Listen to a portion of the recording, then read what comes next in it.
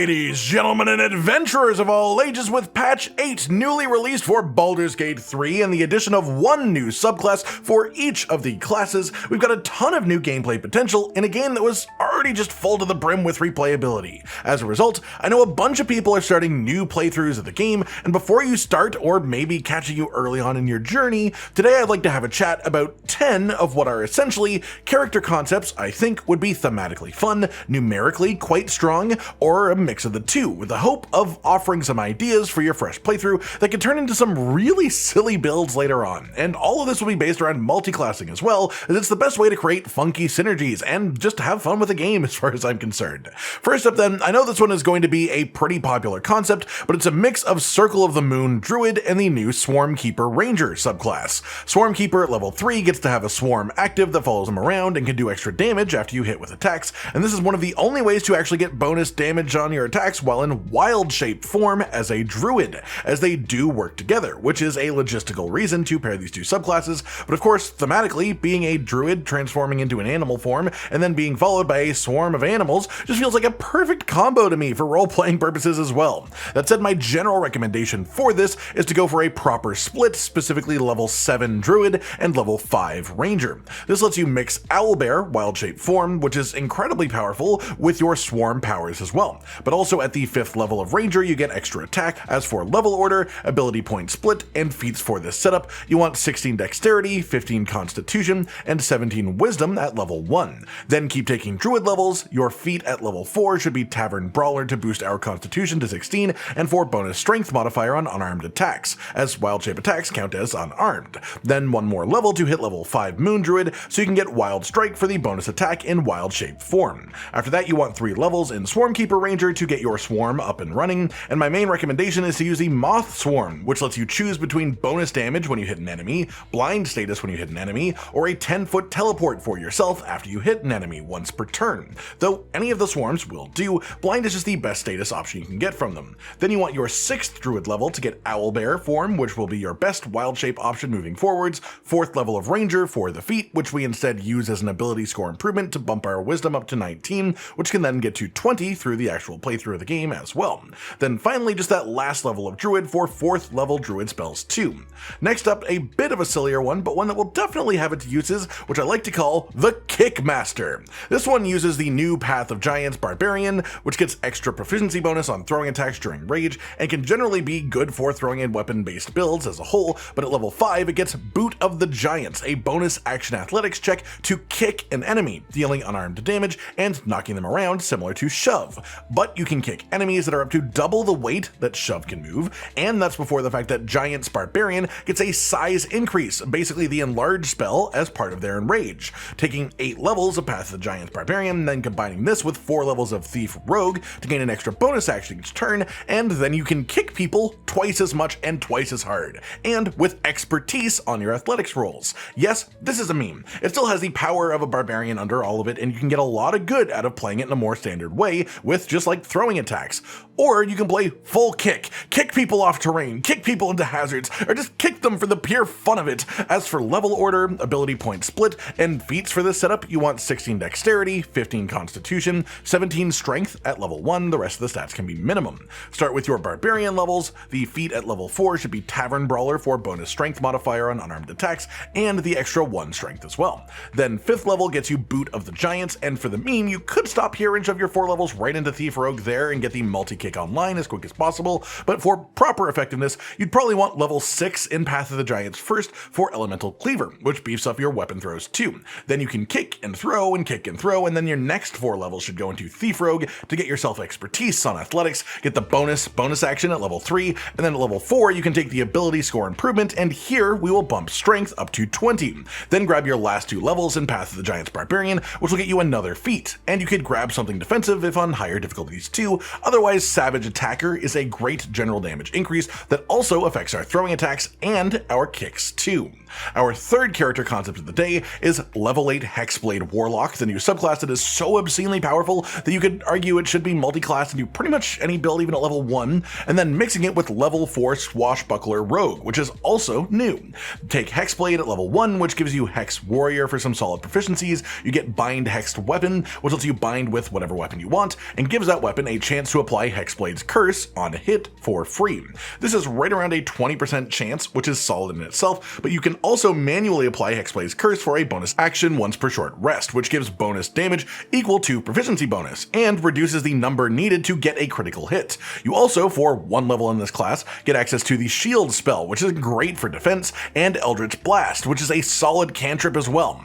For your stats, you want to pump Charisma up to 17, then we'll grab 16 Dexterity, 14 Constitution, 10 Intelligence, and minimum Wisdom and Strength. Then we grab our 4 Rogue levels and get the Swashbuckler subclass. This lets you essentially disengage from any enemies that you hit during your turn. It gives you bonus initiative, which is great. It lets you use sneak attacks without advantage. Then at level 4, you get Dirty Tricks, which is the main reason we're sort of branching in here. These are 3 different bonus action options. One is a bonus action weapon attack that can disarm any armed enemies, which is incredibly powerful. One is Pocket Sand, which you can throw to blind enemies as well as dealing some bonus damage on top. And the other one is just Vicious Mockery as a bonus action. As well, for level 4 Rogue, you get a feat or ability score improvement. I recommend bumping Charisma up to 19 with this one. Then we take all the rest of our levels in Hexblade Warlock, which will get you Agonizing Blast, as well as some generally powerful spells. You get a Cursed Spectre, which lets you create an ally from corpses that died while cursed, and you'll pick up 2 more feats along the way too. One of which I recommend being Savage Attacker to roll damage twice and take the highest roll, and then I recommend Sentinel for the other, as Hexblade's Curse can trigger from opportunity attacks done with your bound weapon, which is just a really fun and powerful combo synergy here. Next up, a fun concept for something just completely necrotic damage focused, which would be a perfect split level 6 Death Domain Cleric, the new subclass for them, and level 6 Circle of Spores Druid. And this one will require less explaining because it's relatively straightforward. We start with 1 level in Death Domain Cleric. This gets us the Reaper feature to make necromancy cantrips be able to target a second creature, which is incredibly high value when using cantrips in general. We also get Bone Chill and Ray of Sickness as domain spells. We take the 2nd level in Cleric for Channel Divinity, Touch of Death, which lets us use Channel Divinity after a melee hit, which includes touch spells as well, to do 5 plus 2 times your Cleric level in damage. When we first pick it up, this makes it 9 damage per use, like a little necrotic smite. Then we take 2 levels of Druid and take the Circle of Spores subclass to get Halo of Spores. This lets you use your reaction to deal necrotic damage, and you also get Symbiotic Entity for some temporary hit points and bonus necrotic damage while you're keeping the hit points on too. Then we continue Druid up to level 6, mostly for the increased Halo of Spores damage. Then we swap back to get the rest of our levels in Death Domain Cleric, letting us pick up a number of good spells, and then the ability to ignore necrotic resistance at level 6 as well. Your starting ability scores should be 17 Wisdom, 14 Constitution, 14 Strength, 12 Intelligence, 10 Dexterity, and 8 Charisma. And for your 2 feats you'll pick up along the way, I recommend Ability Score Improvement to boost your Wisdom up to 19, use Ethel's Hair to get to 20, and then use your 2nd feat either on Alert for bonus initiative, or Warcaster if you want advantage on your concentration checks and Shocking Grasp opportunity reactions. Then for equipment, just grab things that give you even more necrotic damage in general, and have some deadly fun. Moving on, then we have one that is both thematically interesting and should be quite effective as well, which is mixing 2 levels of the new Bladesinging subclass for the Wizard with 10 levels of the College of Swords subclass for Bard. Swords Bard is in general very strong of a combatant in melee or ranged with access to spellcasting too.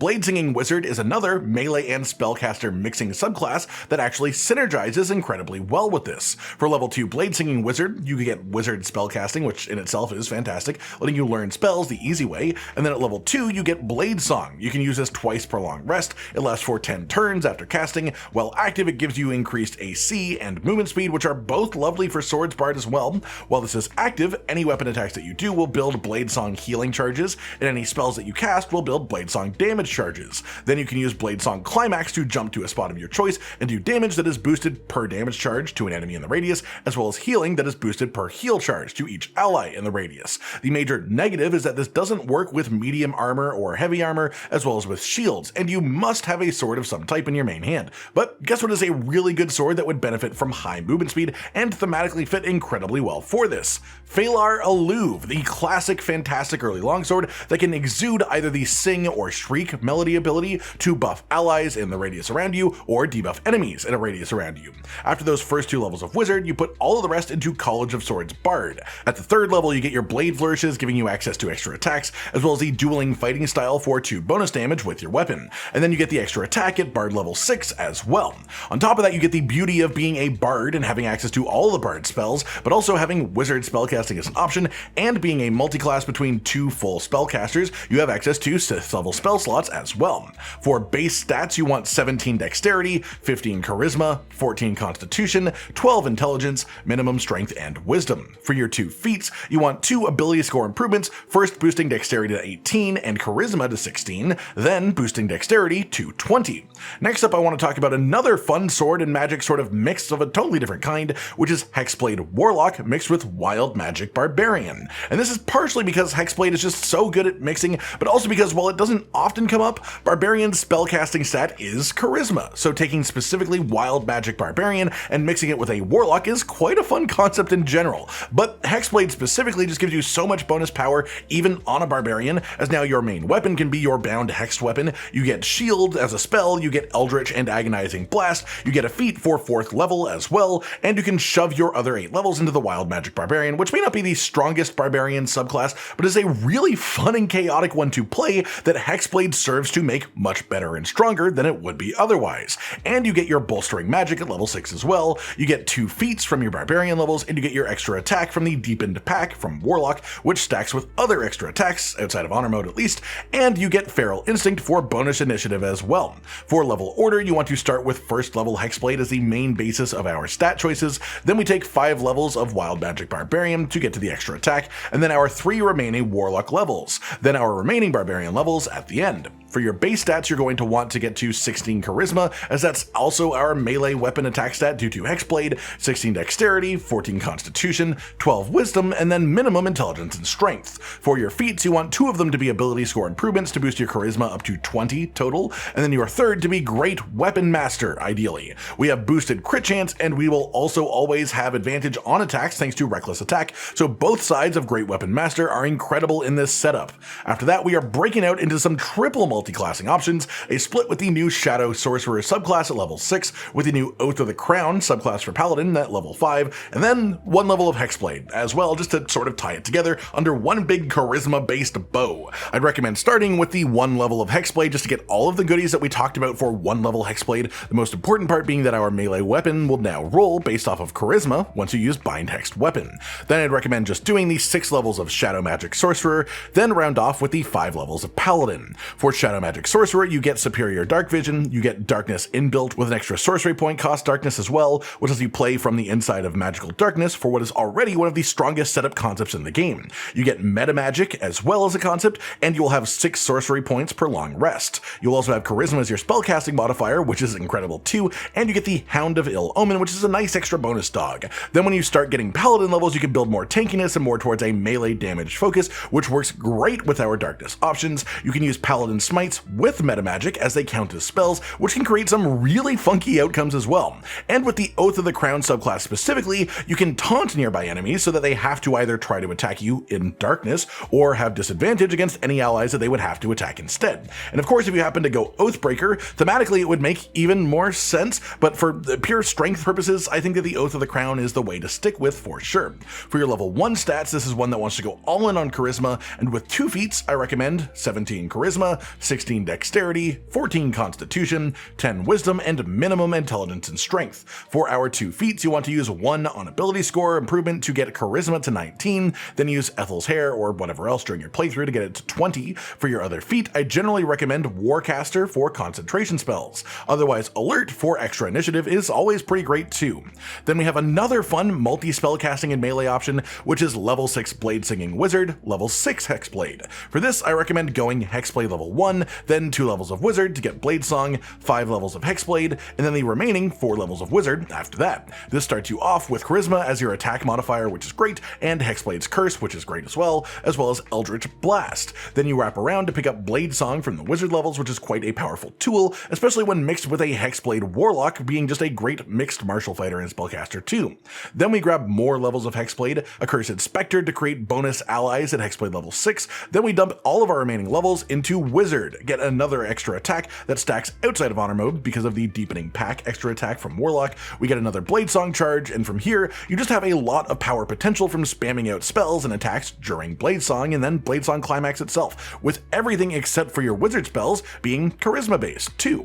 For your starting ability point spread, I would go with 16 Charisma, 12 Intelligence, 14 Constitution, 16 Dexterity, and then minimum Wisdom and Strength. You get 2 feats in the setup as well, and I recommend using both of them on ability score improvements just to boost your Charisma up to 20. Then next up we have the Exodia Archer, by which I mean it's a triple classing Archer extravaganza. 3 levels of the new Arcane Archer subclass for the fighter. This gives you access to some really strong and interesting utility arrows like Banishing Shot, which is essentially equivalent to Banishing Smite, but you gain access to it at level 3, or just strong offensive arrows like Seeking Arrow, which cannot miss, or Piercing Arrow, which doesn't have an attack roll attached to it and can hit multiple enemies, and it pierces through them, both of which are also great with damage on hit effects from your items, which you should definitely look for in this setup, especially as we are then going to be mixing it with 6 levels of College of Swords Bard, which can use a Blade Flourish with a bow to fire a bunch of extra arrows per turn, giving you even more hits at the cost of some bardic inspiration. Then 3 levels of Gloomstalker Ranger for superior dark vision, invisibility, and especially for Dread Ambusher for the extra initiative, and then the extra movement speed, bonus weapon attack, and bonus damage on the first turn of combat. I recommend starting with your 3 Arcane Archer levels, as this also gets you Fighter Action Surge, which is lovely, then your 6 levels of College of Swords Bard, mostly for Slashing Flourish, which can then be used with bows for extra shots, and then the extra attack at level 6 from Bard as well. Then we take a late dip into 3 levels of Gloomstalker to get the bonuses from that too. The only real negative of this setup is that we are only getting 1 feat because of our level split. For the base ability score spread, 17 Dexterity, 15 Charisma for Bard spellcasting, 14 Constitution, 12 Intelligence for Arcane Archer saves, and then minimum Wisdom and Strength. For your feat, you'd want to use ability score improvement to get to 19 Dexterity, which you can then bump up to 20 through your actual playthrough to max it out. Finally then, the last concept of the day, which is going to be the Ultimate Spirit Guardians Wielder, using 2 levels of the new Circle of Stars subclass for the Druid, 1 level of Sorcerer for Constitution saving throw proficiency, and then you can use either 9 levels of Cleric, like the new Death Domain Cleric, or 9 levels of Oath of the Crown Paladin, which could also get you Spirit Guardians if you wanted to go that way, but I'll speak more to building it with Cleric, as that gets you a full spellcaster that also allows you to upcast Spirit Guardians to 6th level. The entire point of the setup is to get Spirit Guardians, make Spirit Guardians as strong as you can, and then make it as difficult as possible to fail concentration checks so that you can just live and die by Spirit Guardians and walking around making them deal damage. Death Domain Cleric is a fun combo for this that lets you use a new subclass and also use the way that it ignores necrotic resistance with the necrotic variation of Spirit Guardians. We will actually be starting out with 2 levels of the Druid first to get to the new Circle of Stars subclass, and for the most part you'll be using the Dragon Starry form that you get from this. This gives you a bonus action ranged attack breath, which is nice in general, but this also makes it so anytime that you roll a concentration check and get a 9 or lower, it makes it a 10 at minimum. Then you want to take Cleric levels, specifically up to level 5, so you can pick up Spirit Guardians, and along the way you will also get the Reaper bonus to let you hit a bonus target with necrotic cantrips. You will get Channel Divinity Touch of Death for some burst necrotic damage as well. We then take our 1 level of Sorcerer at this point, and I heavily recommend Storm Sorcerer that 1 level for the ability to fly as a bonus action after casting a level 1 or higher spell without receiving opportunity attacks, as you can cast Spirit Guardians, then fly around the battlefield with them being around you, using all this extra movement to apply the damage to them while you fly around the battlefield, then grab the rest of your levels in Death Domain Cleric, ignore necrotic resistance, and then just enjoy having full spellcaster levels as well. That just about does it for today then everyone. 10 character concepts to bring into patch 8 for Baldurs Gate 3, with the idea being that all of these are at least reasonably strong. Some of them are a bit memeier than others, sure, but all of them should be super fun to play, and basically any of them that have Hexblade levels in them will probably be totally busted because Hexblade is simply busted in itself. I hope you've all enjoyed this then, and I hope you enjoy using these for yourself too if you try them out. Like if you liked the video, subscribe to the notification bell for more, and most importantly, ladies and gentlemen, until next time, stay sweet.